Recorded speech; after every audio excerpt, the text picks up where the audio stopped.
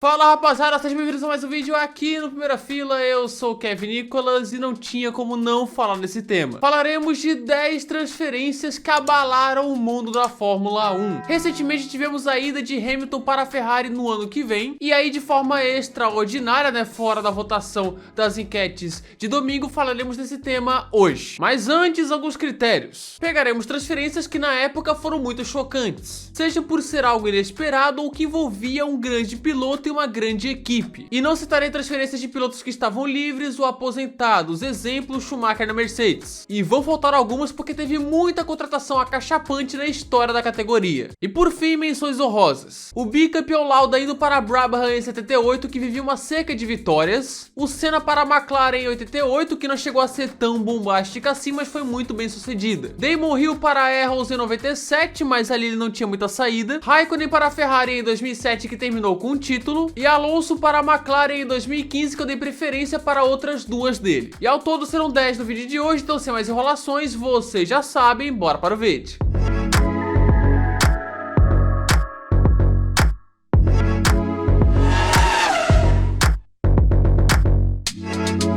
Imagina você conquistar 2 títulos e 2 vices nos seus últimos 4 anos da Fórmula 1 para do nada ir para a equipe de sua família. Esse é o caso de Emerson Fittipaldi a Copersucar, uma transferência chocante. Esse cara é meio louco. Emerson estava na McLaren em 75, onde foi vice para a Lauda, mas havia conquistado 2 títulos, um pela Lotus e outro pela McLaren. Era um dos melhores do grid, cobiçado por todos, e chega a 76 e ele decide ir para a equipe do irmão, a Copersucar Fittipaldi. E a reação dos gringos foi... É o quê? Nosso estimado primeiro piloto, O idiota do Fittipaldi. nos trocou por outra equipe na última hora. A porcaria da Copersucar. Ninguém entendeu na época o porquê que ele trocou a McLaren por uma equipe fraca. Nós aqui no Brasil entendemos, mas lá fora é considerado uma troca burra. É uma das transferências mais chocantes da história e o fim das chances de título de Emerson, apesar da história feita no Brasil com pódios pela equipe da casa. Seguindo com mais o brasileiro, e falaremos de todos os 3 campeões aqui. Nelson Piquet na época era bicampeão pela Brabham, mas estava sofrendo nos anos anteriores, pois o nível da equipe caiu apesar de ser um dos melhores do grid. Não só o nível caiu, como a Brabham pagava pouco e o clima não estava lá muito legal. Acabou o dinheiro. A McLaren chegou a contactar ele, mas no fim Piquet foi para a Williams, que terminou 85 com 3 vitórias nas últimas 3 corridas. Assim, para 86, Nelson Piquet faria uma quente dupla com Nigel Mansell na Williams Honda. E no fim, o único campeão foi o brasileiro, derrotando o inglês em 87. Perdão, mas eu só dou risada quando vejo coisas engraçadas. No fim das contas, foi uma baita transferência e muito bem sucedida, com tri no bolso. Essa daqui é fruto de treta e vocês sabem bem. Alain Prost indo para a Ferrari em 1990. E ela em si não acabou muito bem. Mas bem, em 89, após uma polêmica temporada na McLaren, Prost conquistou o tricampeonato. Porém, o clima na equipe tava uma merda, tava muito tenso, pesado, e aí veio propostas para o francês. E no fim, ele aceitou a da gigantesca escuderia Ferrari. Mas não deu muito certo. No primeiro ano, com um bom carro, ele foi vice-campeão para a Senna. Porém, no segundo, apesar de fazer o que dava, ele foi demitido após chamar o carro da Ferrari de caminhão. Caminhão! Aí ele foi para a rua antes mesmo da temporada terminar e 2 anos depois foi para a Williams e conquistou o Tetra. O final não foi muito legal, mas a transferência sim. Essa infelizmente é trágica, mas temos que falar porque abalou as estruturas mesmo. Ayrton Senna em 93 fez uma de suas melhores temporadas. E com 3 títulos nas costas era considerado o melhor piloto do grid. E ele já estava namorando com a Williams fazia um tempo. Teve proposta para 92, mas ele não quis. Depois quis, mas foi vetado. Até que para 94 veio a bomba. Ayrton Senna correria pela Williams. No, God! E na época era a Williams de outro planeta, então era o melhor piloto do melhor carro.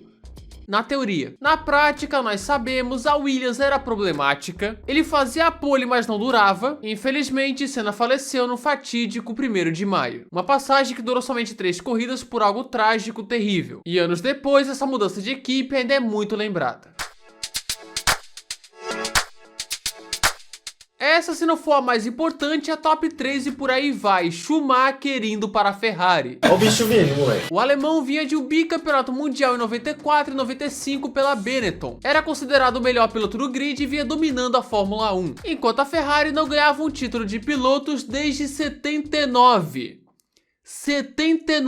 Faz tempo. E assim, para 96, Michael Schumacher assinou com a Ferrari, em busca de colocar novamente essa equipe nos trilhos na transferência mais cara da história na época. Lá na época foi surpreendente, chocante e a longo prazo foi uma decisão vitoriosa. Schumi foi vice em 97 e em 98, mas de 2000 a 2004 conquistou um penta seguido, acabando com o jejum da Ferrari sendo o piloto mais vitorioso da história da escuderia, cuja história eu já contei aqui e está aparecendo aqui no card. História feita.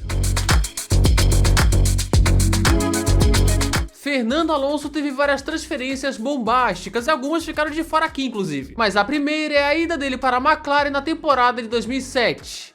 Assinada em 2005. Como é que é o negócio? Sim, ele em 2005 assinou o contrato com a McLaren para 2007, onde na época a McLaren era rival direta da Renault. Seria tipo Verstappen assinando com a Ferrari após 2022, é muito surpreendente. Com isso, Alonso ficou mais de um ano de aviso prévio, e vocês achando que o Hamilton foi cedo. Nesse período ele foi bi pela Renault em 2006, e então chegou para a McLaren que vinha forte. Porém, a passagem só durou um ano entre tretas e problemas e o título ficou com Raikkonen. Esse é um dos casos de contratação que não deu nada certo, mas em 2005 foi chocante.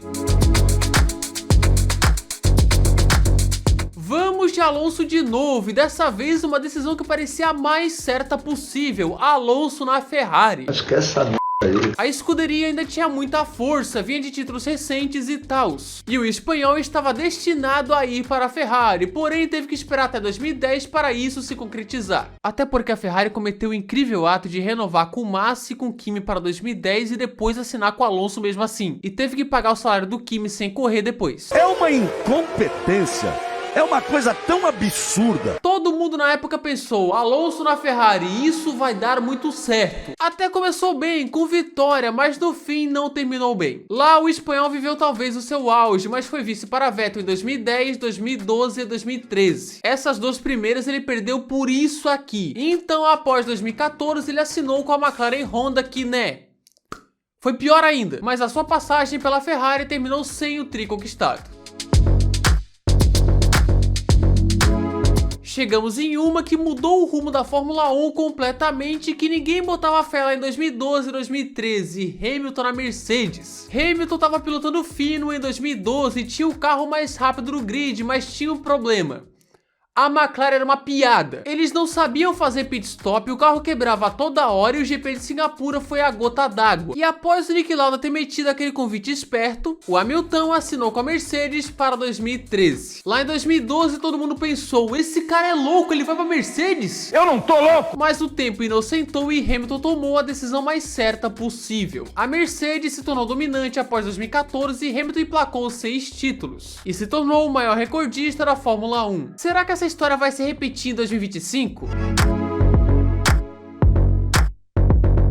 A dança das cadeiras de 2015 foi interessante, porque após Alonso ter assinado com a McLaren Honda, a Ferrari precisava de um substituto, e ele foi Sebastian Vettel. Ele, um ano antes de 2014, tinha sido tetracampeão seguido e era um nome gigantesco no período. E a ida dele para a Ferrari fez levantar aquela parada: ele está seguindo os passos do ídolo Schumi. Foi algo que repercutiu bastante e o começo foi ótimo, com ele fazendo uma de suas melhores temporadas na carreira em 2015. Mas os anos foram passando e apesar de brigar pelo título em 2017 e 2018, nunca veio tão sonhado o penta. Ainda mais em 2018 que, né, pipocou! E saiu da Ferrari em baixa após 2020 numa passagem que decepcionou. E foi mais um campeão que passou pela escuderia e não conseguiu colocar ela nos trilhos de novo.